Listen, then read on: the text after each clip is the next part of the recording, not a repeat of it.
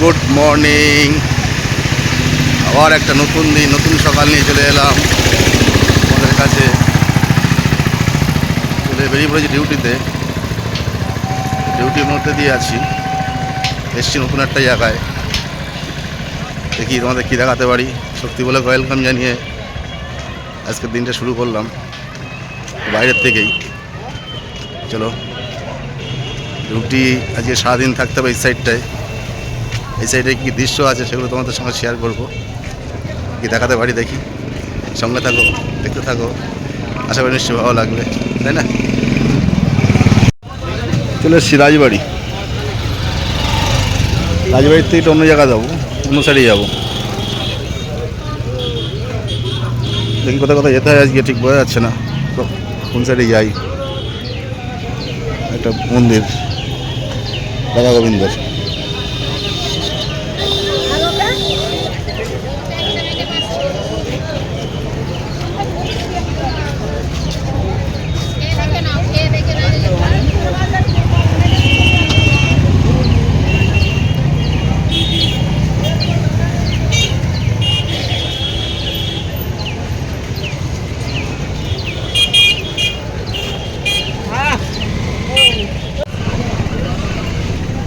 এই 20 টাকা সে কলা দাও না, সিঙ্গাপুরি কলা। সিঙ্গাপুরি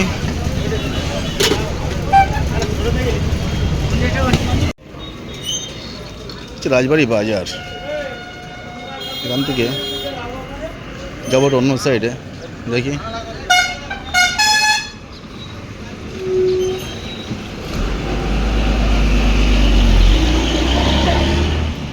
গ্রামের সাইডে একটু জায়গা থাকলেই পুকুর,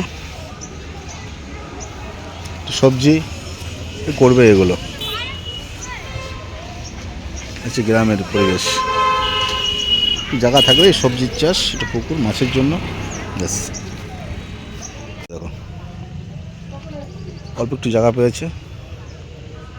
দেখো পালং শাক, তার মাঝখানে বেগুন গাছ, বিট, শীষ পালন, টমেটো, ওই দিকে ওলকপি, ঠিক আছে, কত কিছু।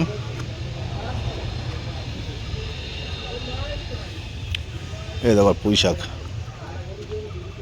বুঝছো, বিটলি এসে গেছে পুঁই শাকের। কেউ বলে পুঁই মিচুরি না কি বলে, কেউ বলে পুঁই বিটলি। দারুণ লাগে না খেতে, সুন্দর বেশ। একটু জায়গা পেলেই হয় ব্যাস। এই পালং শাকগুলো পরে দিয়েছে, ওগুলো ছোটো ছোটো। পাশে দেবো একটা পুকুর, ওই পাশে একটা, ওই একটা পুকুর। গ্রামের সাইডে একটু জায়গা পেলেই একটু পুকুর থাকবে, একটু সবজি চাষ করবে, এইটাই তো ব্যাপার না। চলে এসছি ডিউটি স্পটে। স্নান তো করতে হবে, তাই খুঁজছি পুকুর, কোন পুকুরে স্নান করা যায়। হ্যাঁ, এখানে আশপাশে কল নেই। এই পুকুরটা সান বাঁধানো পুকুর আছে, ওই পারে সান বাঁধানো আছে, দেখো দেখা যাচ্ছে। দেখো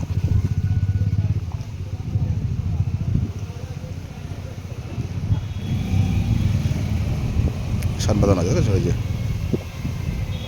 এই পুকুর সান বাঁধানো যেমন আছে, নিশ্চয়ই এই পুকুরের জলটা ভালো, ওকে স্নান করে, তাহলে এখানে আমি স্নান করতে পারবো, তাই না?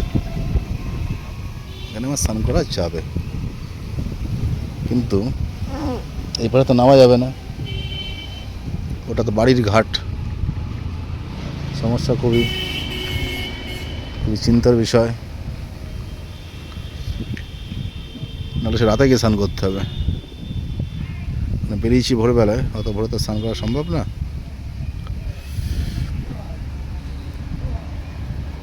চিন্তা করছি তাই কী করা যায়,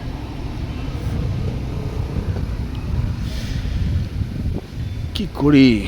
শীতকালে রাতে স্নান করাটা খুব প্রবলেম। এমনি আমার ঠান্ডার দোষ, রাতে স্নান করি তাহলে আর অসুবিধা হয়ে যাবে। দেখা যাক কী হয়। আসলাম এই পুকুরটা স্নান করতে। সিঁড়ি আছে, সিঁড়ি দিয়ে দাঁড়িয়ে দাঁড়িয়ে স্নানটা করতে হবে। পুকুরটা পরিষ্কার পুকুর আছে, শুনলাম এখানে স্নান করে, জলটা খুব ভালো জল, বলে এখানে দাঁড়িয়ে বসে বসে স্নানটা করেন ভালো হবে। চলে আসলাম এখানে, স্নানটা করে নিই দেখি, তাই না? একটা ভালো জায়গা আছে। তো ডিউটিতে এসে রাস্তার ধারে স্নানটা সেরে নিলাম, ঠিক করে নি বলো তো, কেমন আসে ফিরবো রাতে, ফিরলে তখন তো অসুবিধা স্নান করার না, কিন্তু স্নানটা করে নিলাম আগে এখানেই। ডিউটিতে এসে রাস্তার ধারে স্নানটা সেরে নিলাম, মানে ফিরতে ফিরতে রাত হয়ে যাবে, আর শীতের সময় রাতে স্নান করাটা একদম ঠিক হবে না, ওই জন্যই গামছা টামছা সব নিয়ে এসেছিলাম স্নান করার জন্য। এই যে স্নানটা করে নিলাম।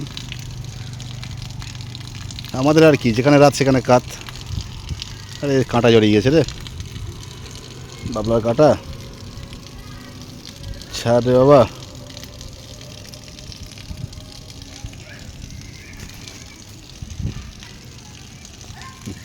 একটা ছাড়া একটা ধরে।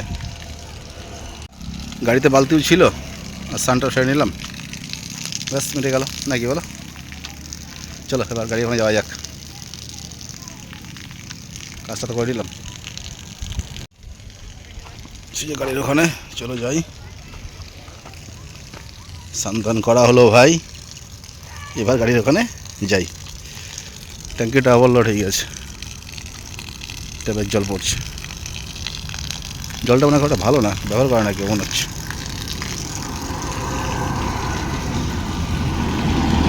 ডিউটি এখানে প্রায় শেষ হয়ে এসছে, কিছুক্ষণের মধ্যে এখান থেকে বেরোতে হবে, আবার যেতে হয়েছে বসিরহাটে, তাই না?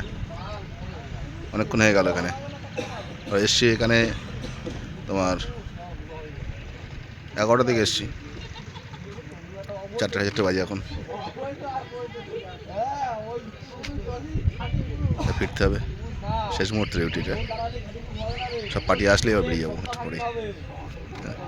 এখানে তো খাওয়া দাওয়া করলাম, খাওয়া দাওয়াটা শেয়ার করলাম না, খাওয়ার দিয়ে গিয়েছিলো এখানে পার্সেল, সেটা শেয়ার করিনি। ঠিক আছে, সঙ্গে থাকো, দেখতে থাকো, তাই তো।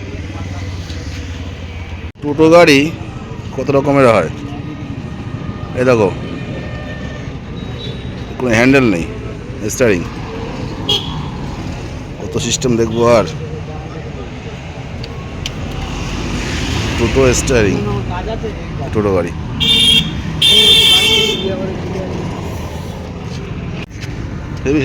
কাজ করেছে, কাজ করেছে। একটা একদিকে কি বলো তো, 5 সাইডে দুজন বসলেও অসুবিধা হয় না, হ্যাঁ মানে এখানে রোডে যা অবস্থা, হ্যাঁ ওই জন্য 2 সাইডে লোক বসালে অসুবিধা হয়।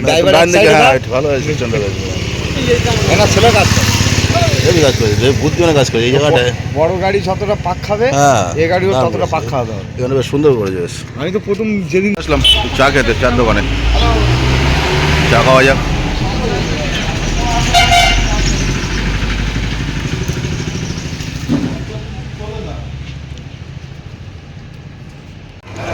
চলে আসলো হাতে গরম চা,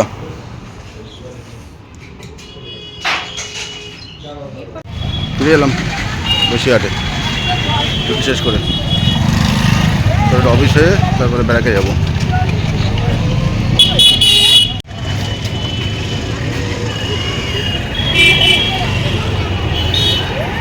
ঢুকতে হবে অফিসে তাহলে এবার, এখন আর কেন যাই অফিসের দিকে যাই দেখি। চলে এসছি অনেকক্ষণ, এসে দিকে রান্না বান্না চলছে, দাদা আসলেন, উনি রান্না করছে। রান্না হচ্ছে ডাল, আলু ডিম, এই মশলা, আলু ডিম আর সোয়াবিন, আলু আর ডিম আর সোয়াবিন একসাথে।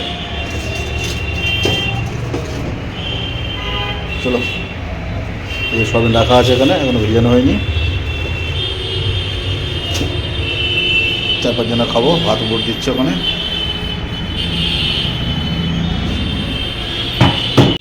এখানে আলু ডিম সিদ্ধ হচ্ছে, দেখা যাচ্ছে, আলু আর ডিম। এই জাস্ট খাওয়া দাওয়া উঠলাম,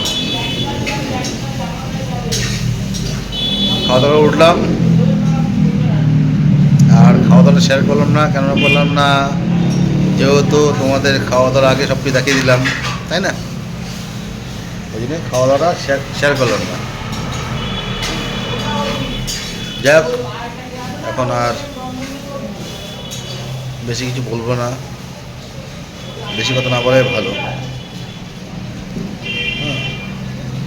আর যেহেতু ছিলাম বাইরে, এমন জায়গায় ছিলাম, খুব টাইট জায়গায়, সেরকম কিছু দেখাতে পারিনি, সেরকম শেয়ার করতে পারিনি। আর কি বলি,